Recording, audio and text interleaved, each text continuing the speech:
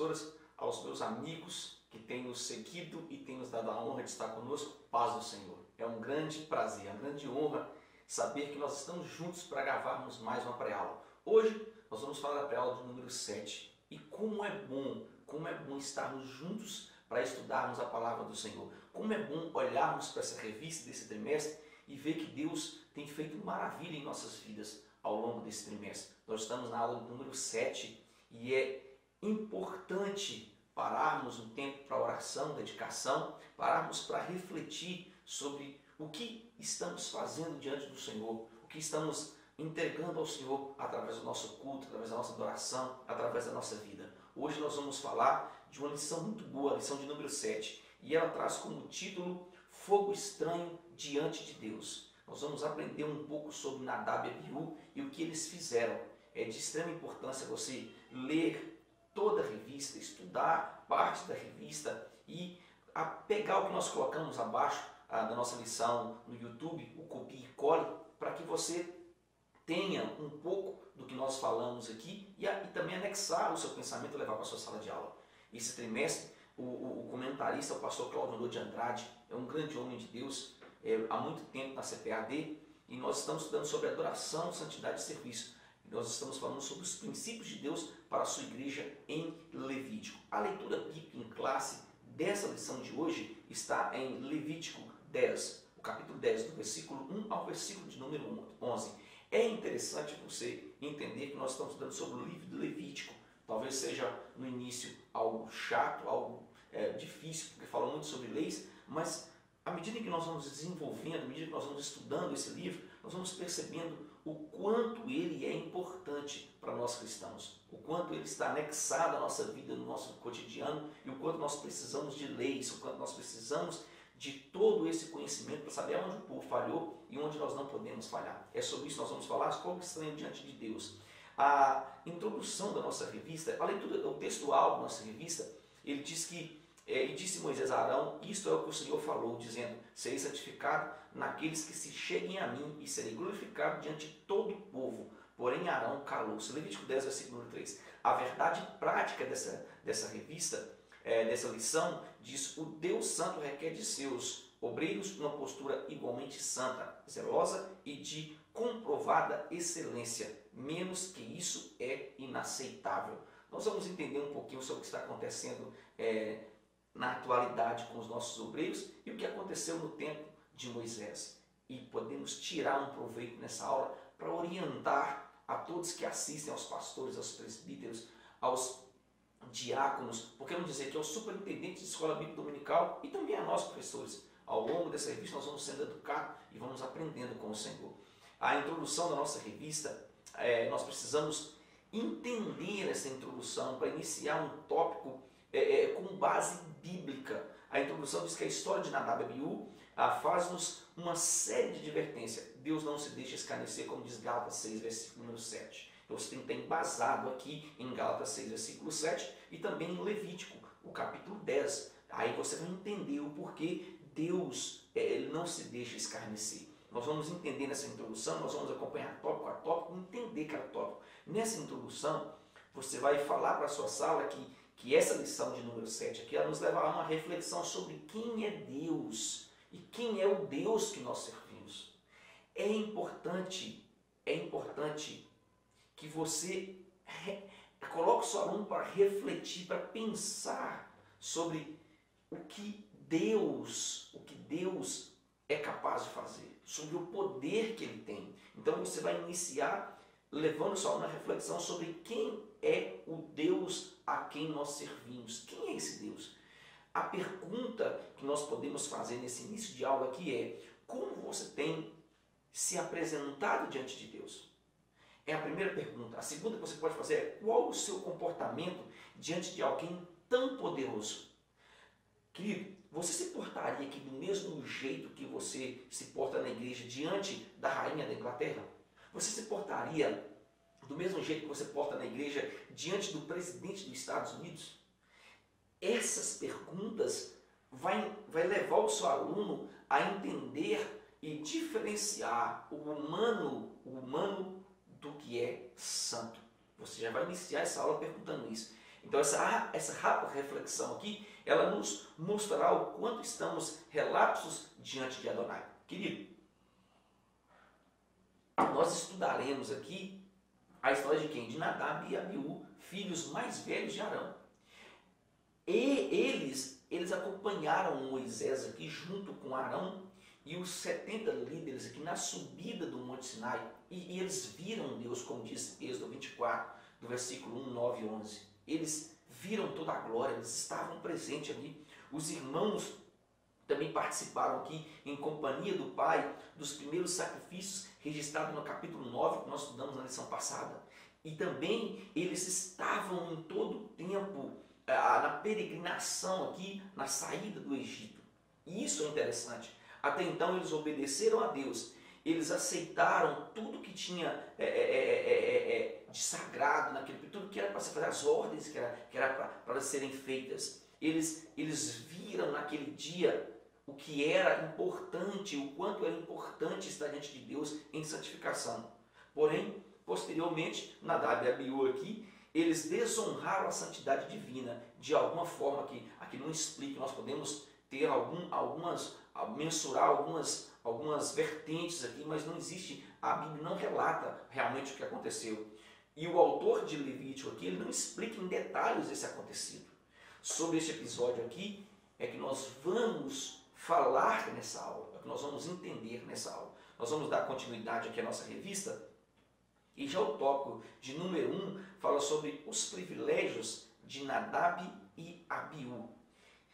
Nesse tópico de número 1, você vai falar para a sua sala que existe uma história entre os pentecostais, entre nós pentecostais, que diz que que diz que fulano só não morreu por causa da oração da mãe, por causa da oração do pai, etc, etc, etc. E nós ouvimos muito isso aqui. Fulano só está vivo por causa da oração do pai, fulano só está vivo por causa da oração da mãe. Será que isso é verdade? Até que ponto isso é verdade?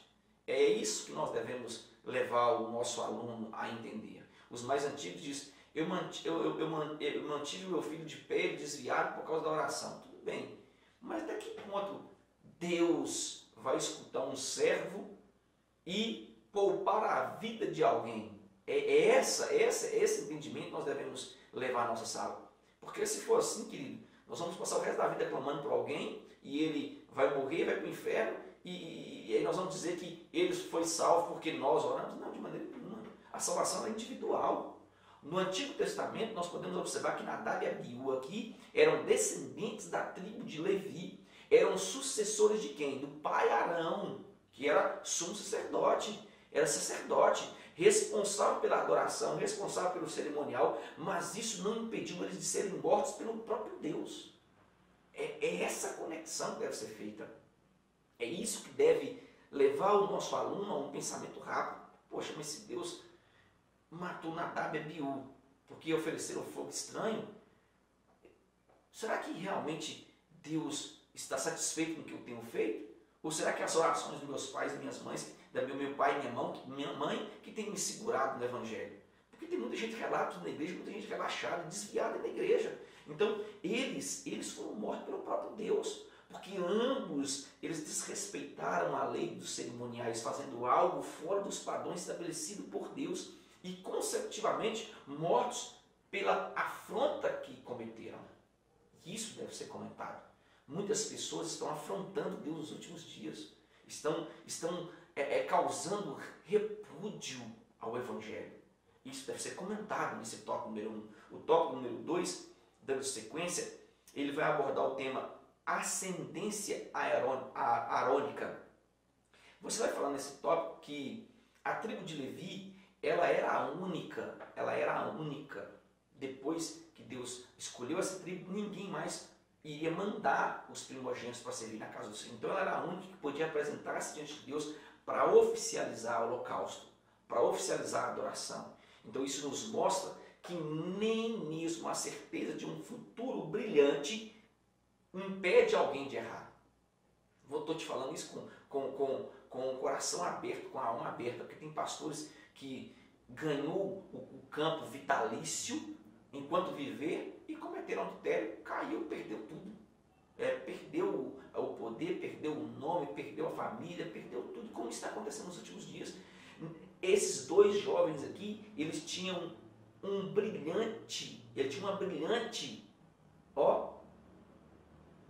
futuro, tinha um brilhante futuro, tinha uma brilhante vida, tinha um nome na sociedade. A tribo de Levi tinha um nome, de zelar pelo holocausto, mas isso não impediu eles de errar, não impediu eles de pecar. O salário naquele tempo era muito superior ao que vimos hoje na igreja. Eles não tinham herança, porque a herança deles era o próprio Deus. Então o salário deles era o próprio Deus, quem cuidava, Deus quem mantinha. Mesmo assim, eles cometeram um deslize que causou um impacto tremendo em toda a tribo e na comunidade em que eles estavam. Você percebeu que quando um pastor cai hoje, desestabelece a igreja se divide, a igreja racha, muitos vão para outras igrejas, muitos desviam. E como os pastores não são culpados hoje por pessoas estarem fora do evangelho? Querido, a atualidade tem nos mostrado que grandes homens de renome estão no mesmo nível dos filhos de Arão. Grandes homens de renome estão pertencendo ao mesmo nível de consagração dos filhos de Arão, ao mesmo nível de adoração dos filhos de Arão, ao mesmo nível de relapso. Estando no altar, permanecendo no altar, eles não despertaram o entendimento acerca de que Deus é um Deus de justiça, que Deus é um Deus santo. A graça ainda tem deixado esses homens, tais homens aqui, livres do castigo divino iminente, mas não vai os deixar livre aqui das consequências vindouras. Há um texto bom de Isaías, o capítulo 6, o versículo de número 3, que diz: e clamavam uns aos outros, dizendo: Santo, Santo, Santo é o Senhor dos exércitos, toda a terra está cheia da sua glória. Então a santidade do Senhor, ela preenche o lugar onde existem pessoas buscando em atitude de santidade e reverência. Onde não há consagração, querido, deixa eu te dizer uma coisa, é fogo estranho. Não há mover, não há ação espiritual. Porque as igrejas hoje você não vê cura, você não vê batismo com o Espírito Santo. Parte disso é culpa de nós, obreiros, nós, pastores. E vou me colocar no meio aqui para não ser mais santo que ninguém, longe de mim fazer isso, longe de mim. O tópico de número 3, dando sequência à nossa revista aqui, ele vai abordar um tema muito bom. Ele vai falar sobre participantes da glória de Deus. Nesse tópico, olha, eu anotei algo muito bom para ser falado nesse tópico. Nesse tópico, você vai falar para os seus alunos, para as suas alunas e para os pastores que te assistem, que viver entre os santos não nos faz santos. Viver entre os santos não nos faz santos. É isso aqui, é interessante. Nós vamos notar o caso de Daniel, Sadraque, Mesaque e Abednego estavam em um cativeiro, muitas pessoas ao redor deles, eles permaneceram santos, e quem estava ao seu lado também não era santo. Nós vamos notar o caso de Davi aqui, que conhecia o Senhor, pertencia ao Senhor, um homem segundo o coração de Deus, e que teve um deslize tremendo. Então, viver numa comunidade, estar numa igreja, não te faz santo. De maneira nenhuma, isso deve ser colocado. Essa frase deve acompanhar todos que vivem ao redor de grandes líderes. Se você tem um grande líder, seu pastor, um grande homem de Deus, essa frase tem que te acompanhar. Homem de oração, mulheres que batalham aqui, é uma luta que só terá fim aqui quando Jesus voltar, precisam entender isso. Muitos se apegam ao sistema aqui e se esquecem que o líder maior não é o seu pastor, não é a regente aqui do círculo de oração, mas sim Adonai, o poderoso, o Criador de todas as coisas. Nadab e Abiú estavam presentes em grandes momentos, participaram de grandes momentos, mas nem isso os fizeram ter reverência diante de Deus. Tem pessoas que é um santo perto do pastor, mas não respeita a posição do Todo-Poderoso. Então, perto do pastor é uma coisa, fora do pastor é outra. Na igreja, ele é o cara, mas fora da igreja, ninguém o reconhece como um homem de Deus. E isso precisa ser falado nessa lição. É o momento de você exortar, como diz Paulo. É o momento de você instar aqui, corrigir. chamar o seu aluno a esse entendimento. E principalmente, se você está com a vida torta, querido, não lecione essa aula não. Eu te peço pelo amor de Jesus Cristo, porque você vai ser taxado como alguém que fala, mas não falas. E não tem nada pior, porque os alunos saem da escola bíblica comentando seu nome dentro de casa na hora do almoço, assim, fulano deu uma aula hoje maravilhosa, mas ele não pratica. Então, você precisa estar dentro dos parâmetros bíblicos para lecionar essa aula. O tópico número 2, ele vai abordar fogo estranho no altar. Nesse tópico, você vai entender que Nadab e Abiú trouxeram fogo estranho. O fogo estranho aqui é Eshzira no original. Eshzira. Não está aplicado aqui, explicado e aplicado de maneira correta o que aconteceu. Os elementos usados, os procedimentos adotados ou ambos aqui podem ter contrariado a prescrição de Deus. O texto apenas diz que os dois levaram fogo estranho perante a face do Senhor. Querido, nesse sentido aqui, duas ideias podem ser concebidas, podem ser tiradas. Das demais ideias, nós vimos que eles estavam bêbados, estavam embriagados e por aí vai, depois ser proibido o sacerdote de tomar vinho, tudo bem. Mas essas duas aqui nos chamam muita atenção. Levítico 16, versículo 12, indica que pelo menos para o dia da expiação, o incenso deveria ser queimado com brasas do altar do holocausto. Essa era a primeira. Se isso também era válido para as outras ocasiões, estranho pode sugerir que os dois sacerdotes não usaram aqui o fogo do altar, e sim de uma fonte ilícita. Quando eu trago algo do mundo para apresentar na igreja, eu estou trazendo fogo estranho. Não é algo que Deus me deu, não é algo da fonte. Isso pode ser uma das teses aqui. Muitas igrejas têm caído porque têm trazido coisas do mundo para entreter as pessoas que são santas. E isso não tem nada de Deus aqui. Esse é fogo estranho. Segundo, a segunda ideia aqui vem do fato de que estranho é um termo usado normalmente para estrangeiros, incluindo os estranhos deuses pagãos. Arão, o pai de Nadab e Abiú, moldou um deus estranho, o bezerro de ouro. Êxodo 32, versículo 4 fala sobre isso. É possível que ele estivesse seguindo o exemplo do seu genitor, incorporando a adoração de um deus pagão nesse caso.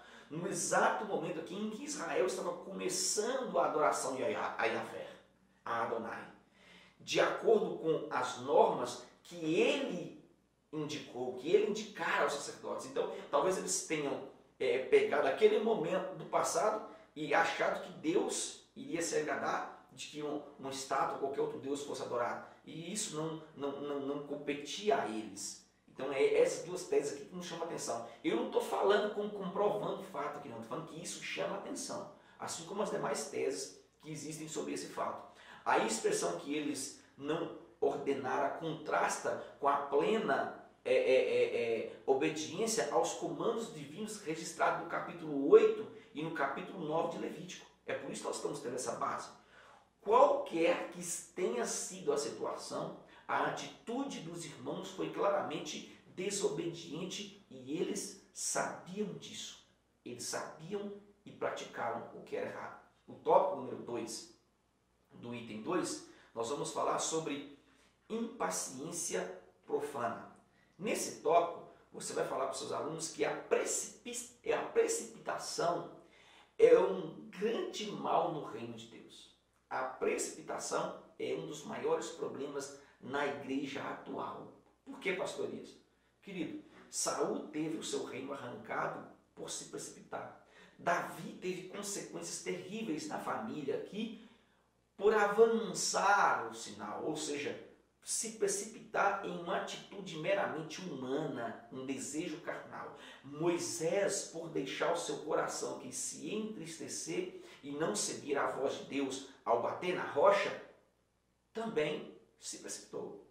E muitos outros exemplos aqui, muitos outros casos nos mostram que nós cristãos precisamos esperar o sim de Deus e confiar que Ele, somente Ele, como nosso Pai. Isso aqui é interessante. Eu vou até colocar aqui, ó, vou colocar para você entender quando eu não copio e cole, para você anexar o que eu estou falando aqui e colocar parte do seu pensamento. Vou deixar em branco essa parte aqui. Então Moisés, ele entristeceu o coração e ele bateu, quando na realidade era para falar.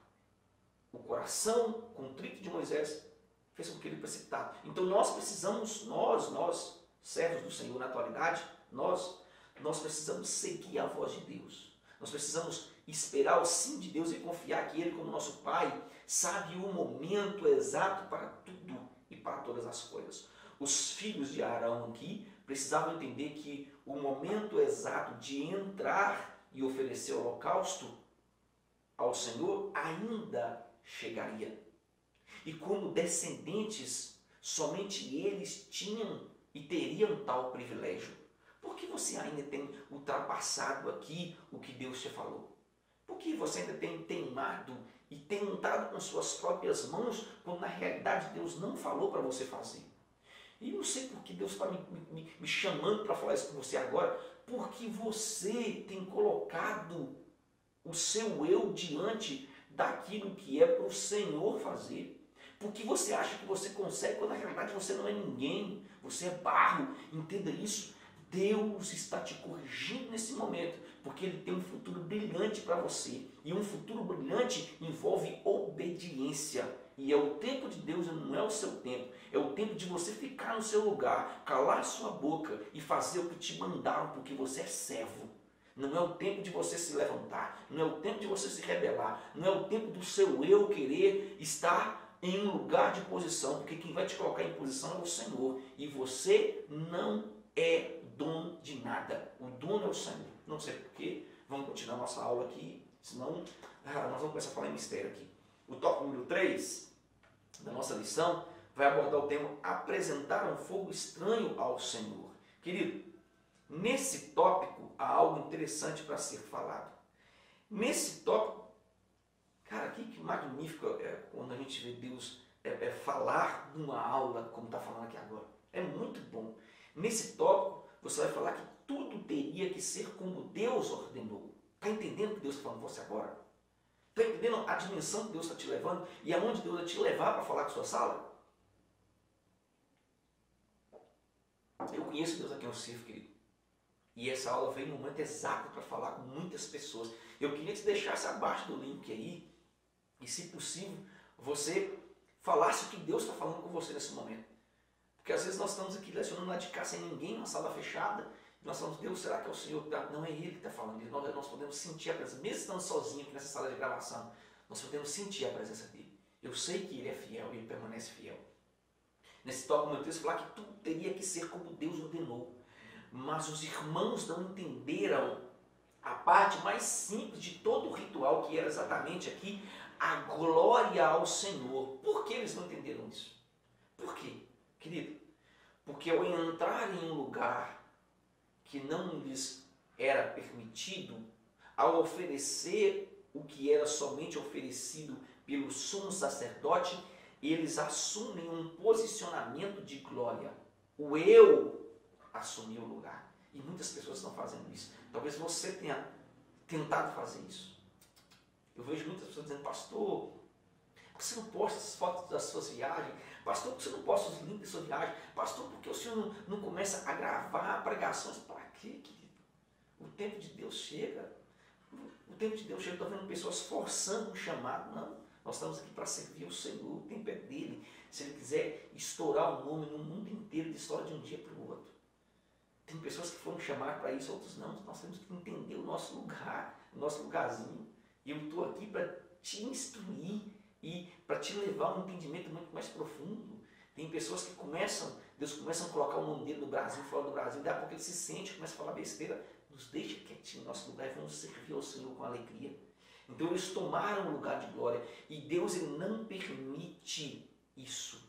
Deus ele não permite que nenhum ser mortal tome a sua glória. A honra Deus dá aos seus servos, mas a glória é somente dele. Há um texto muito bom de embasamento bíblico para isso, que está em João, o capítulo 12, o versículo de número 26. Olha o que diz esse versículo. Diz assim, versículo de número 26. Se alguém me serve, siga-me. Onde eu estou, ali estará também o meu servo. Meu servo. E se alguém me servir, o meu Pai honrará. Serve ao Senhor com alegria? Deixa Deus te honrar. É Ele que vai te honrar no tempo certo. É Ele quem vai exaltar o seu nome. É Ele quem vai colocar o seu nome em lugares que você nunca imaginou. Eu vou em igrejas, 2.000 pessoas. Nós cantamos em lugares que eu nunca imaginei cantar. O nosso quarteto vai em lugares que... O nosso grupo vai em lugares, o Pelo vai em lugares que nós nunca imaginamos. Nós nunca imaginamos. Sem fazer nada, sem postar nada. Isso é, Deus vai abrindo as portas, Deus vai fazendo. O tempo é dele, isso nós precisamos entender. O tópico de número 3 vai falar luto no santo ministério. Isso aqui é interessante, querido, nesse tópico número 3.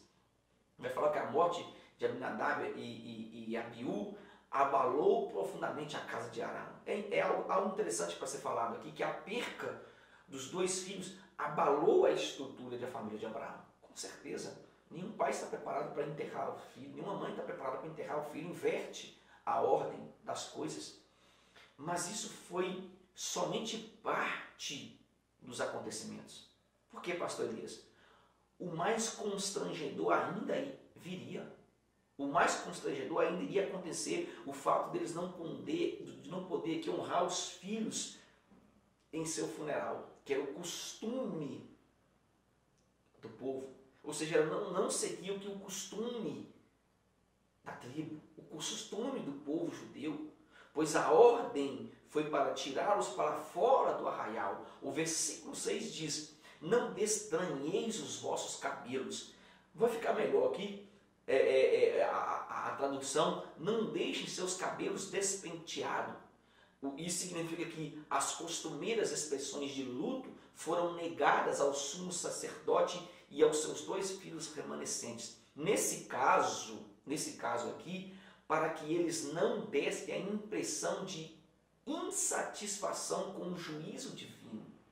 Querido, antes deviam permanecer recolhidos no santuário, enquanto outros realizavam o sepultamento e expressavam a dor.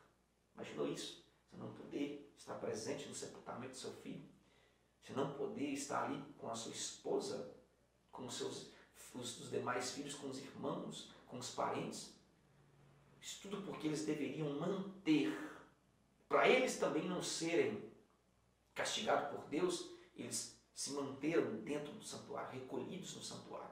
O tópico de número 2 vai dar uma sequência nesse assunto, vai falar sobre a remoção dos cadáveres. Nesse tópico há algo que nos chama a atenção e deve ser falado aqui.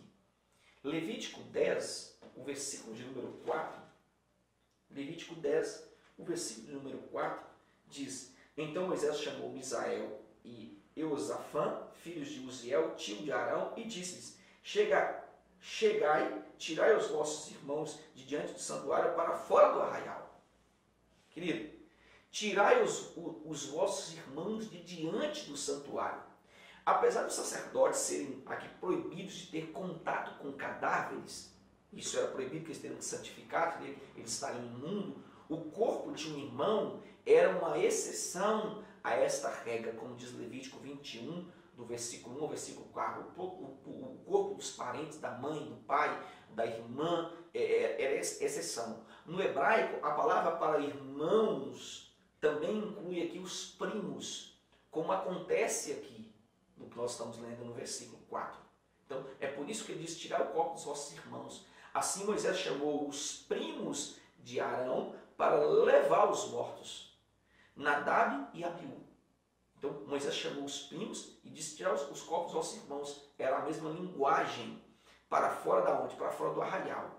Sua família apenas começara aqui a executar os seus deveres sacerdotais e a desobediência já tinha causado 2 mortes.